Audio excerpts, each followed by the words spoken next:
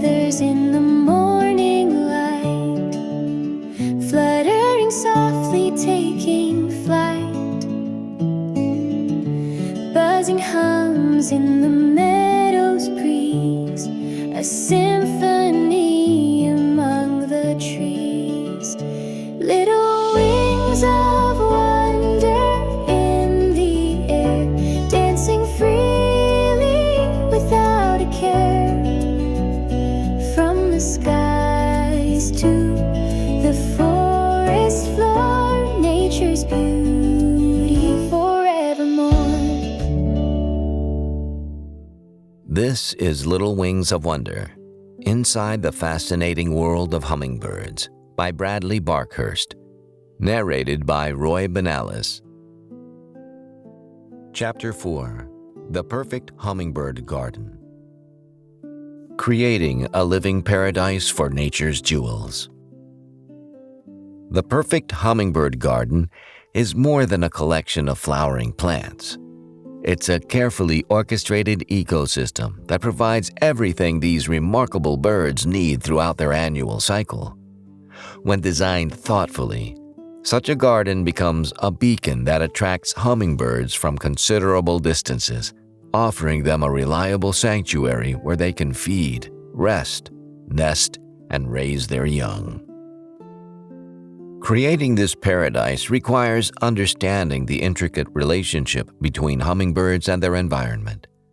These birds have co-evolved with specific plants over millions of years, developing preferences and adaptations that make certain flowers irresistible while others remain largely ignored. The most successful hummingbird gardens tap into these ancient partnerships, using plants that have been refined by evolution to provide exactly what hummingbirds need. The transformation from an ordinary garden to a hummingbird haven involves more than simply planting red flowers. It requires consideration of bloom timing, plant structure, garden layout, water sources, shelter options, and the seasonal rhythms that govern hummingbird behavior. The reward for this thoughtful approach is a garden that pulses with life, where the sight and sound of hummingbirds become as natural as the morning sunrise.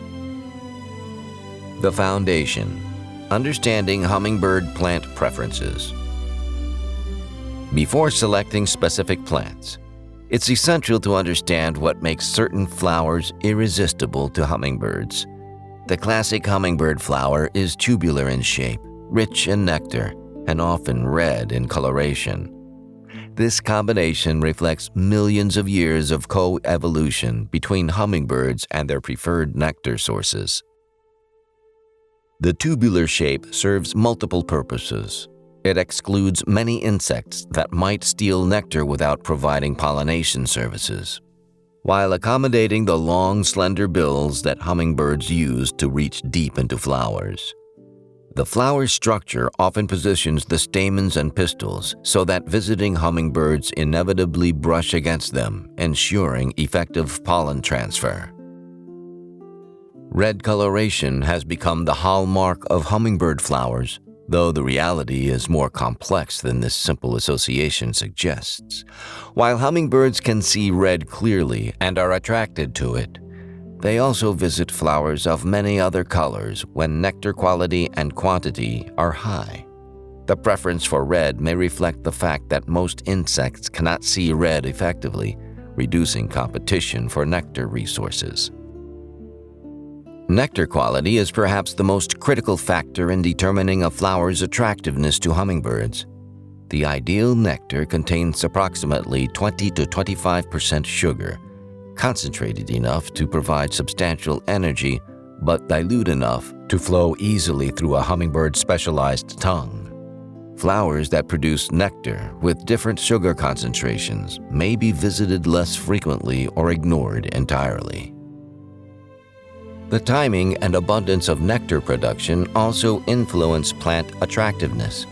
Some flowers produce nectar continuously throughout the day, while others concentrate production during specific hours. Plants that produce abundant nectar during peak hummingbird activity periods, typically early morning and late afternoon, often receive the most visits. The top 18 champion plants for hummingbird gardens. Native powerhouses. Bee balm, Monarda species, stands as one of the most reliable hummingbird attractors across much of North America. These perennials produce clustered tubular flowers in shades of red, pink, purple, and white throughout the summer months. Native species like wild bergamot, M. fistulosa, and scarlet bee palm, M. didyma, have evolved specifically to attract hummingbird pollinators, making them essential components of any hummingbird garden. Cardinal flower, Lobelia cardinalis, produces some of the most intensely red flowers in the plant kingdom, creating spikes of tubular blooms that seem designed specifically for hummingbird bills. This native perennial thrives in moist conditions and can create spectacular displays along pond edges or in rain gardens.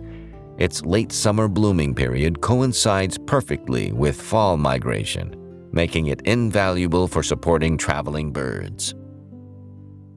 Trumpet vine, Campsis radicans, is a vigorous native climber that produces large orange-red trumpet-shaped flowers throughout the summer. While it requires careful management due to its aggressive growth habit, few plants can match its ability to attract hummingbirds. A single mature vine can support multiple territorial males and provide nectar for dozens of visiting birds. Wild columbine, Aquilegia canadensis, offers delicate red and yellow flowers that mark the beginning of the hummingbird season in many regions. These spring bloomers often provide the first substantial nectar source for returning migrants, making them crucial components of comprehensive hummingbird gardens. Coral honeysuckle, Lonicera sempervirens, produces tubular red flowers that bloom repeatedly throughout the growing season. Unlike its invasive cousin, Japanese honeysuckle, this native vine is well behaved and provides excellent structure for garden design while delivering consistent nectar production. Garden favorites. Salvia species, encompasses a huge group of plants that include some of the finest hummingbird attractors available to gardeners. Red varieties like Lady in Red and Red Hot Sally are particularly effective, though purple, pink, and even white salvias can also attract hummingbirds when planted in sufficient quantities. Fuchsia species, produces pendulous flowers that seem custom-made for hovering hummingbirds. These plants prefer cooler, shadier conditions than many hummingbird flowers, making them valuable for diversifying garden habitats. In mild climates, some fuchsias can bloom continuously for months. Petunia species, offer reliable color and nectar production throughout the growing season. While not native, modern petunia varieties provide consistent blooms that complement native plantings. Red and purple varieties tend to be most attractive to hummingbirds, though other colors may also receive visits. Impatiens species, thrive in shaded areas where many other hummingbird flowers struggle. Their constant blooming habit and abundant nectar make them valuable additions to gardens with diverse light conditions. New Guinea impatiens varieties often show particularly strong hummingbird appeal. Lantana chimera, produces clusters of small tubular flowers in a variety of color combinations. These heat-tolerant plants bloom continuously in warm weather and can provide nectar when many other flowers are stressed by summer heat. Yellow and orange varieties often prove as attractive as traditional red flowers. Specialty selections. Catmint, Nepeta species, produces small tubular flowers in dense spikes that provide abundant nectar throughout the summer. While not traditionally considered a hummingbird plant, many gardeners report excellent hummingbird activity on established catmint plantings. The long blooming period and drought tolerance make it an excellent complement to more traditional choices. Penstemon species, includes numerous native species that have co-evolved with hummingbirds across different regions of North America. These plants produce spikes of tubular flowers in various colors and often bloom for extended periods. Regional native species typically perform best in their home ranges. 4 o'clock, Mirabilis jalapa, earns its name from its habit of opening flowers in late afternoon, just as hummingbird activity peaks for the evening feeding period. These old-fashioned garden plants produce fragrant tubular flowers in various colors and often self-seed to create naturalized colonies. Flowering tobacco, Nicotiana species, produces long tubular flowers that provide abundant nectar. Evening blooming varieties like N. alata open their flowers as daylight fades, extending feeding opportunities into the twilight hours when many other flowers close. Cufea species, includes several species with small tubular flowers that bloom continuously throughout the growing season. These compact plants work well in containers and mixed plantings, providing consistent nectar production without overwhelming other garden plants. Trees and shrubs. Weigela florida, produces masses of tubular flowers in spring, often coinciding perfectly with peak spring migration. These hardy shrubs require little care once established and can provide significant amounts of nectar during the critical period when returning migrants are establishing territories. Flowering quince, Cynamales species, blooms very early in spring, sometimes while snow still covers the ground. This early nectar source can be crucial for hummingbirds arriving during unusually early warm spells or for year-round residents dealing with late winter food shortages. Azaleas and rhododendron species, produce tubular flowers that many hummingbirds find attractive.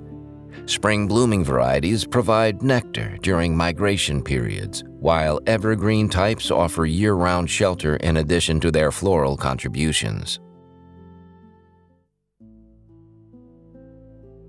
Greeting Little Wings of Wonders, I'm Bradley Barkhurst, creator of Little Wings of Wonder. Thanks for joining me today. I want people to know that Little Wings of Wonder is not just a YouTube series, but a series of books as well. You can purchase the books at major retailers such as Barnes & Noble and Amazon. We have a whole series, Little Wings of Wonder, the book on hummingbirds, Inside the Fascinating World of Hummingbirds. We also have one called Little Wings of Wonder, Butterfly Magic from Caterpillar to Garden. And also, for those of you who wish to purchase gifts for the holiday, we have a new one called Little Wings of Wonder, Holiday Birds, a festive guide to winter's feathered friends. So I hope you enjoyed the series, and I hope to see you soon. Thank you.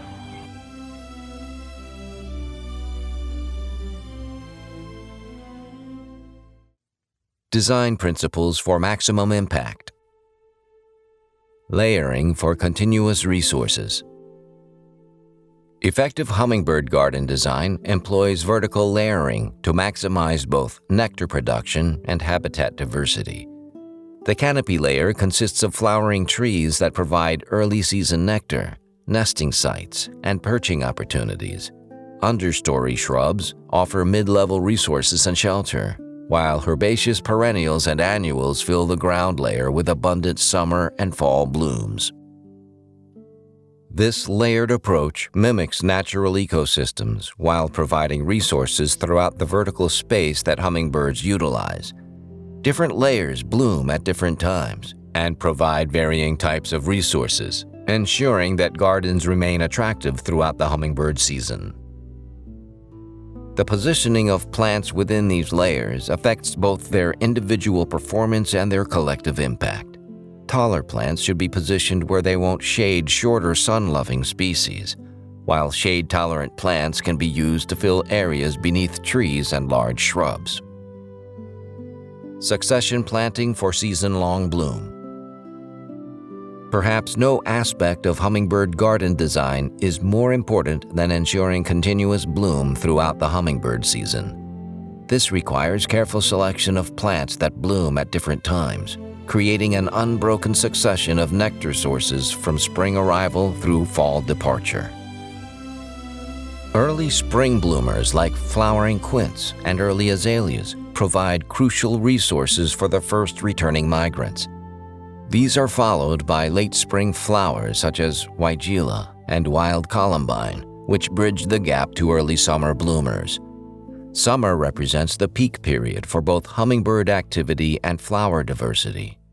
During this time, gardens should offer multiple nectar sources blooming simultaneously, allowing birds to choose among different options and reducing competition for individual plants. Late summer and fall flowers become increasingly important as migration activity peaks. Plants like cardinal flower, fall blooming asters, and late-season salvias provide essential fuel for birds preparing for long migrations. Mass plantings for visual impact. While single specimen plants can attract hummingbirds, mass plantings create much stronger visual signals that birds can detect from greater distances. A large drift of red bee balm or salvia creates a beacon that can draw hummingbirds from neighboring territories, while scattered individual plants may go unnoticed. Mass plantings also provide more efficient foraging opportunities.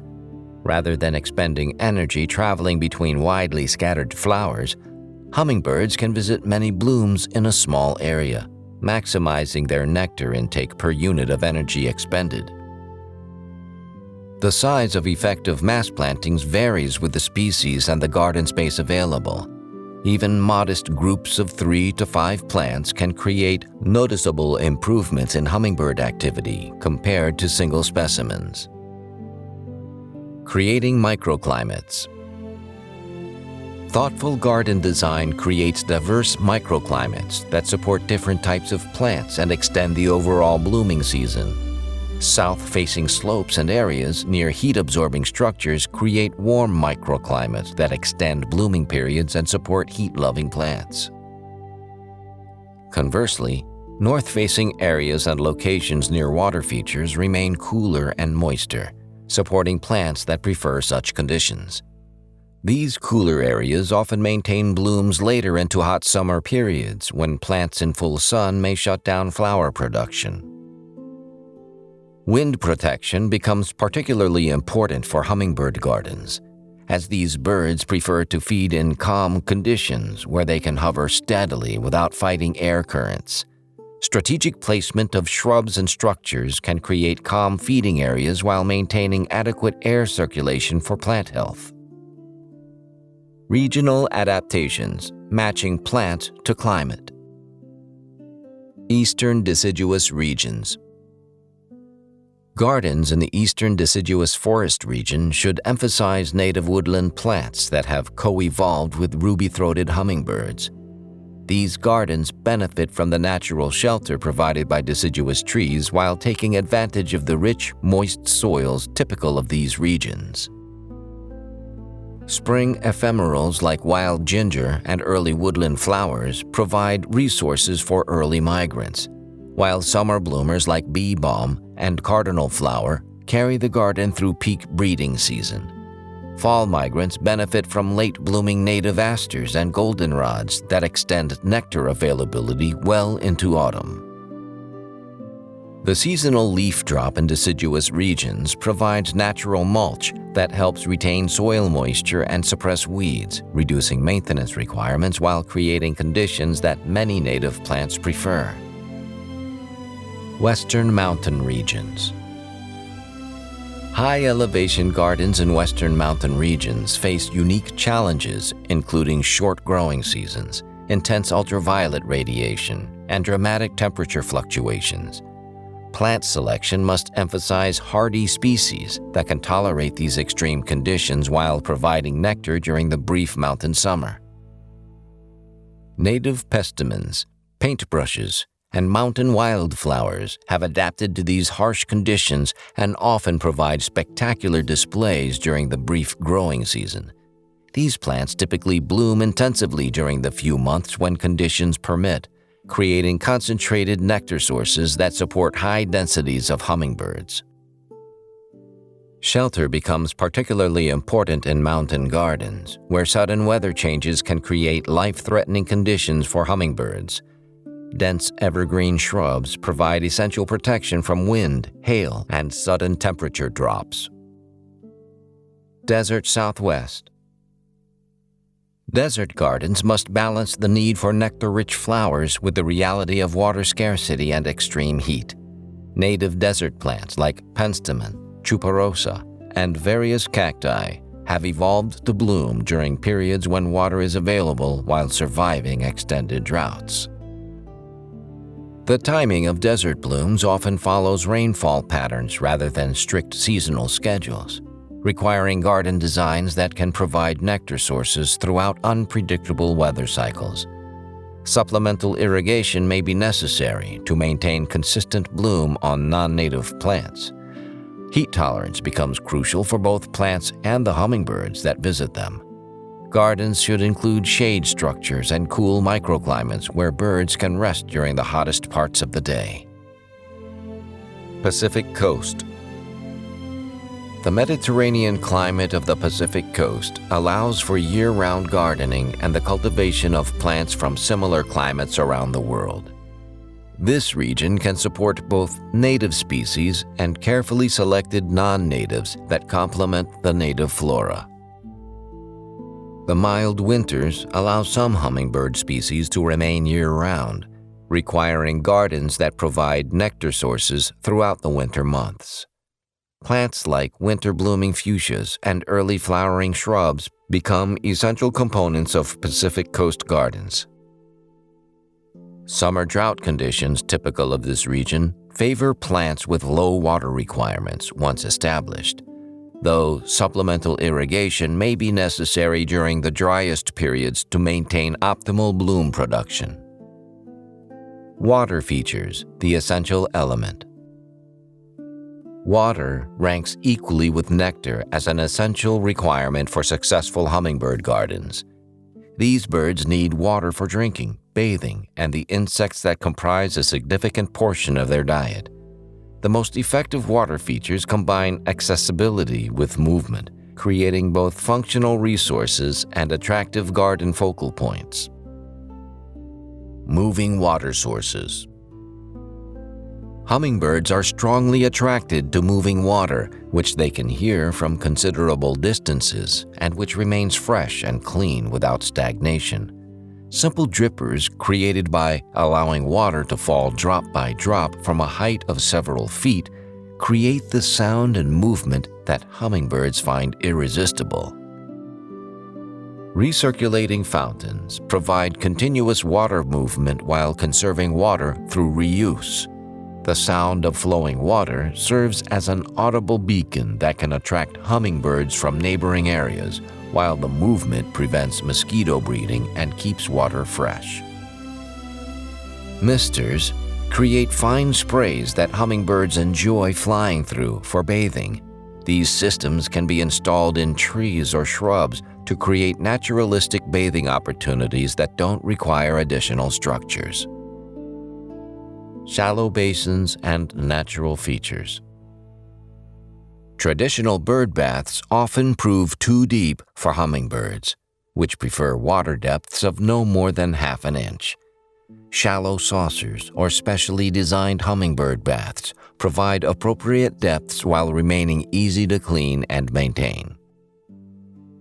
Natural features like shallow stream beds or small pools can be incorporated into garden designs to provide water while enhancing the overall landscape. These features work particularly well when combined with appropriate plantings that create naturalistic settings. The placement of water features affects their utility for hummingbirds. Locations near nectar sources but away from areas of high human activity provide the security that hummingbirds need while accessing water resources. Shelter and nesting considerations. While nectar and water attract hummingbirds to gardens, appropriate shelter and nesting sites encourage them to take up residence and raise young. Providing these resources transforms a garden from a feeding stop into a complete habitat that can support breeding pairs throughout the season. Dense shrub plantings. Hummingbirds require dense vegetation for protection from predators and harsh weather. Shrub plantings that include both evergreen and deciduous species provide year-round shelter while creating the structural diversity that hummingbirds prefer for nesting sites. The ideal shrub layer includes plants of varying heights and densities, creating multiple microhabitats that can accommodate different species' preferences. Native shrubs often provide the most appropriate structure, while requiring less maintenance than exotic alternatives. Thorny shrubs like native roses or hawthorns provide exceptional protection from predators while offering potential nesting sites. The protective thorns deter larger animals while creating secure environments for small birds. Tree canopy and perching sites. Mature trees provide essential perching sites where hummingbirds can rest between feeding sessions and survey their territories. Dead branches and small twigs offer ideal perching spots, while dense foliage provides protection and potential nesting sites. The height and structure of trees affects their utility for hummingbirds. Trees that provide horizontal branching patterns often prove more useful than those with predominantly vertical growth habits, as hummingbirds prefer to perch on horizontal surfaces. Evergreen trees provide year-round shelter and are often preferred for nesting sites due to their dense foliage and protection from weather. Native conifers typically provide the most appropriate structure and require minimal care once established. Nesting materials and opportunities. Hummingbirds construct their tiny nests using a combination of plant fibers, spider silk, and lichens. Gardens that support diverse plant communities and healthy insect populations naturally provide many of these materials, while specific plants can be included to enhance nesting opportunities. Plants that produce fluffy seed heads or fibrous bark provide nesting materials that hummingbirds gather during nest construction. Cotton, cattail fluff, and the fibrous bark of certain trees are particularly valuable for this purpose. Spider populations should be encouraged rather than eliminated, as spider silk provides the elastic binding that allows hummingbird nests to expand as young birds grow. Gardens with diverse plantings naturally support healthy spider populations without creating nuisance conditions. Seasonal maintenance calendar. Spring preparation, March through April. Spring garden preparation begins with cleaning and refilling water features that may have been shut down for winter. Early spring is also the ideal time for pruning shrubs and trees before new growth begins, though care should be taken to avoid disturbing potential nesting sites. Soil preparation and new plantings should be completed before peak migration periods to avoid disturbing arriving birds. Early spring is an excellent time for dividing perennials and expanding successful plantings from previous years. Feeder maintenance becomes crucial during spring migration, when birds may depend heavily on supplemental nectar sources before natural flowers reach peak production. Clean feeders and fresh nectar provide essential resources during this critical period. Summer management, May through August. Summer maintenance focuses on maintaining consistent bloom production through deadheading, appropriate watering, and pest management. Regular deadheading of spent flowers encourages continued blooming throughout the season. Watering during dry periods becomes essential for maintaining nectar production, though care should be taken to water deeply and less frequently rather than providing shallow daily watering that encourages weak root systems. Pest monitoring and management protect both plants and the hummingbirds that depend on them. Organic approaches that avoid pesticides protect the insect populations that hummingbirds need for protein while maintaining plant health. Fall transition, September through October. Fall maintenance emphasizes extending bloom periods as long as possible to support migrating birds. Late-season flowers become increasingly important as natural nectar sources decline and birds prepare for migration. Seed collection from successful annual plants allows gardeners to expand plantings in subsequent years while providing a cost-effective way to increase garden impact. Many hummingbird flowers produce seeds that store well and germinate reliably. Fall is also an excellent time for planning garden expansions and improvements for the following year. Observing hummingbird behavior throughout the season provides insights into which plants and garden areas are most successful. Winter planning, November through February. Winter provides opportunities for garden planning and design refinements based on the previous season's observations. This is an ideal time for researching new plant varieties and planning garden expansions. In mild climates, winter maintenance may include caring for plants that continue blooming and maintaining water sources for year-round resident hummingbirds. Even in cold climates, some water sources can be maintained with heaters to provide resources during warm spells. Winter is also the perfect time for studying hummingbird behavior and ecology, reading current research, and connecting with other hummingbird enthusiasts to share experiences and learn new techniques. The perfect hummingbird garden represents a harmonious integration of beauty, function, and ecological awareness. By understanding the needs of these remarkable birds and selecting plants that fulfill those needs throughout the growing season, gardeners can create spaces that not only attract hummingbirds, but support their complete life cycles. The reward is a garden that pulses with life, where the daily rhythms of nature unfold in intimate detail, and the ancient partnership between hummingbirds and flowers continues to evolve and flourish. If you liked what you heard today, consider purchasing other books by Bradley Barkhurst, including Underlying Love, a Worthington, Ohio mystery. It's 1941 in the quaint village of Worthington, Ohio. Life is changing at the end of the Great Depression. Elizabeth Russo, 23, teaches elementary school but feels uncertain about her future. Her Sicilian immigrant father ran the Red and White, a popular village general store. 5 years prior, Elizabeth's high school sweetheart Samuel left the village abruptly, leaving her with unanswered questions. Now engaged to George, the Red and White's accountant, Elizabeth still can't forget Samuel. When her father tragically passes away and her mother goes to Cincinnati to help her ailing Aunt Gracie, Elizabeth is forced to be alone. Then one night, Elizabeth receives a phone call from her mother, asking her to come to Cincinnati to see her ailing aunt. Before leaving, and without notice, Samuel, Elizabeth's high school sweetheart, unexpectedly shows up in the village. Upon Elizabeth's return from Cincinnati, she hears a scream and sees a figure fleeing.